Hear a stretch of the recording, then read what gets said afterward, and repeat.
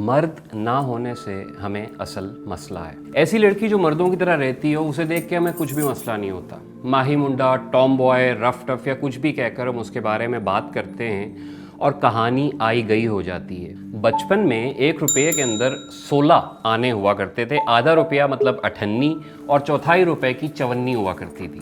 تو مرد جو ہے وہ ہمیں 16 آنے پورا چاہیے، اس میں 54 بھی کم ہوگی تو ہمیں خواہ مخواہ غصہ، تکلیف، افسوس، عبرت، غیرت، شرم یا کچھ بھی ایسا آنا شروع ہو جائے گا جو عام طور پہ تب آتا ہے جب اخلاق سے گری ہوئی بات کہیں ہو جائے یا ہوتی ہوئی دکھائی دے۔ ایسا ہوتا اس لیے کہ مرد صرف ہمیں نہیں، پورے معاشرے کو مکمل چاہیے۔ عورت مکمل ہو یا غیر مکمل، ہم اس کے بارے میں زیادہ کنسرنڈ نہیں ہوتے، وہ تو پہلے ہی عورت ہے۔ ابھی تک آپ مکمل مطمئن نہیں لگ رہے، اوکے۔ بچپن میں اگر بیٹی لڑکوں جیسا بولے، مردانہ کپڑوں میں گھومے، گڑیوں سے نہ کھیلے، کچھ بھی اور کر لے، تو آپ کو زیادہ سے زیادہ تشویش کیا ہو سکتی ہے؟ یہی کہ لڑکی ہو کہ لڑکوں جیسی حرکتیں کر رہی ہے۔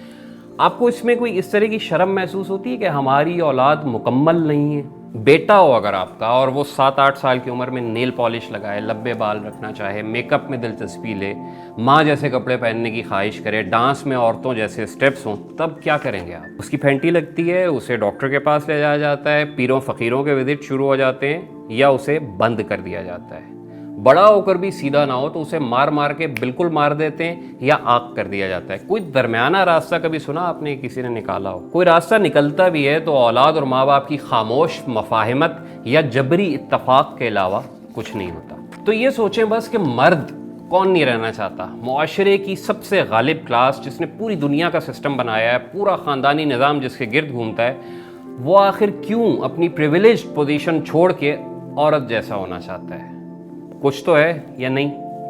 ٹرانسجنڈر بل اس چیز کو تحفظ دیتا تھا کہ اگر وہ مرد خود کو مرد نہیں سمجھتا تو بات ختم۔ اگر کوئی عورت خود کو عورت نہیں سمجھتی تو ٹھیک ہے، جو انسان خود کو جیسا سمجھتا ہے اسے وہ شناخت دی جائے گی۔ دنیا بھر میں یہی اصول ہے اور اسے سیلف آئیڈینٹیفیکیشن کا نام دیا جاتا ہے۔ مغرب میں بھی یہ بحث جاری ہے کہ ایسے ٹرانس افراد جن میں بظاہر کوئی جسمانی فرق نہیں ہوتا، وہ پیدا ہی اس طرح ہوتے ہیں یا دماغ میں کوئی تبدیلی انہیں جنس تبدیل کرنے پہ مائل کرتی ہے۔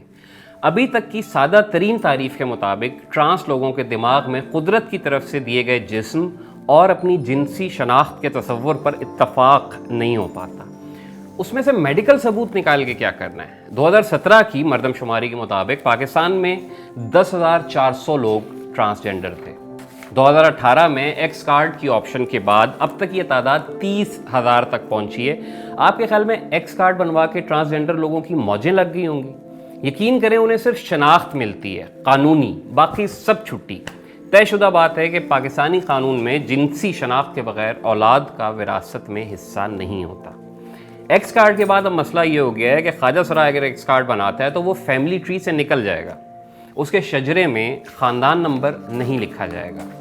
جب یہ ہوگا تو وہ وراثتی جائیداد کا حقدار نہیں ہوگا۔ ہاں، یہ بھی ہو سکتا ہے کہ گرو کا گھر اس کے چیلے کو مل جائے، وہ بھی صرف اس صورت میں ہوگا کہ اگر گرو اپنی زندگی میں لکھ کے اس کو دے گیا ہے۔ اس وجہ سے خواجہ سرا جو ہیں وہ ایکس کارڈ ابھی تک نہیں بنواتے۔ ایکس کارڈ بنوائیں یا نہیں، پاکستان میں خود کو ٹرانسجنڈر ظاہر کرنے کے بعد ماں باپ کی وراثت میں کوئی حصہ اور پڑھائی یا نوکریوں کا چانس پہلے بھی زیرو تھا، اب بھی وہی ہے۔ فرق صرف اتنا ہے کہ اس نظام کو ٹھیک کرنے کی بات ہوئی ہے اور ہم آزار بندی تحقیق کرنے نکل کھڑے ہوئے ہیں۔ ہمیں خوف ہے کہ ہماری اولاد ایسی نکل آئی تو کیا ہوگا، ہمیں تشویش ہے کہ ان بچوں نے وراثت میں حصہ مانگ لیا تو کیا ہوگا، ہمیں خدشہ ہے کہ یہ لوگ آپس میں شادیاں کرنے لگیں گے، ہمیں ڈر ہے کہ یہ قانون پاس ہو گیا تو پاکستان میں ہم جنس پرستی پھیل جائے گی۔ کس شہر سے ہیں آپ؟ کیا آپ کے علاقے میں یہ سب کچھ نہیں ہوتا؟ بغیر بچوں کی رضامندی کے نہیں ہوتا؟ سب سے زیادہ کن جگہوں پہ ہوتا ہے؟ کون سے لوگ اسے پسند کرتے ہیں؟ گریبان میں جھانکیے۔ جو لوگ پہلے یہ سب کچھ جبری طور پہ معصوم بچوں کے ساتھ کرتے تھے وہ بے فکر رہے، ان کا دھندا کوئی نہیں چھیڑ رہا، انہیں اب بھی ادارہ جاتی تحفظ حاصل رہے گا۔ رہی بات شادی کی، تو سرکاری طور پہ ڈکلیئرڈ ہم جنسوں کی شادی پاکستانی قانون میں دور دور تک موجود نہیں ہے اور نہ ہی کوئی چانس ہمارے قانون ساز اداروں میں ایسا پایا جاتا ہے۔ سمجھ لیں یہ اسرائیل کو دوست تسلیم کرنے جیسا ہے، کون سی حکومت ایسا کرے گی؟ ایکس کارڈ لینے کے بعد ایک اور مسئلہ یہ بھی ہے کہ بچے، عورت یا مرد کا ریپ ہو تو سزائیں موجود ہیں، ایکس کارڈ والوں کے ریپ کی صورت میں کوئی دفعات ہی موجود نہیں ہے۔ ہاں، کوئی وکیل انسانی بنیادوں پر خواجہ سراؤں کے لیے وہی ریپ کی دفعات نافذ کروا لے جو دوسرے انسانوں کے لیے ہوتی ہیں تو وہ ایک الگ بات ہے۔ بزرگ خواجہ سرا عام طور پہ حج عمرہ کرنے کی خواہش رکھتے ہیں، لیکن سفارتی پابندیوں کی وجہ سے ایکس کارڈ والے حج عمرہ کرنے بھی نہیں جا سکتے. ڈکلیئرڈ ایکس شناخت والوں کے لیے یہ ممکن نہیں ہے. تو بنیادی طور پہ ٹرانسجنڈر بل اس لیے پیش ہوا کہ ایکس کارڈ والوں کو اپنی قانونی شناخت، جائیداد میں حصہ، ووٹ کا حق، جیل میں الگ سیل، پارلیمنٹ میں نمائندگی، نوکری میں کوٹا، پبلک پلیس پہ الگ باتھ روم اور اس طرح کی دوسرے بنیادی انسانی حقوق مل سکیں جو ہم آپ کو پیدائشی طور پہ مل چکے ہوتے ہیں. اور اسی لیے شاید ہمیں مسئلے کی نوعیت سمجھ میں نہیں آتی. گھوم پھر کے مسئلہ پھر وہیں پہ آتا ہے کہ معاشرے میں اتنی زیادہ نفرت کے باوجود اگر کوئی مرد اپنی مرضی سے ایکس کارڈ بنوا رہا ہے جبکہ ابھی بل منظور بھی نہیں ہوا، تو یار سوچیں تو صحیح اس کے ساتھ آخر کیا پرابلم ہوگی. وہ کیوں اتنی ساری قربانیاں دے کے ایک چیز پہ اڑا ہوا ہے.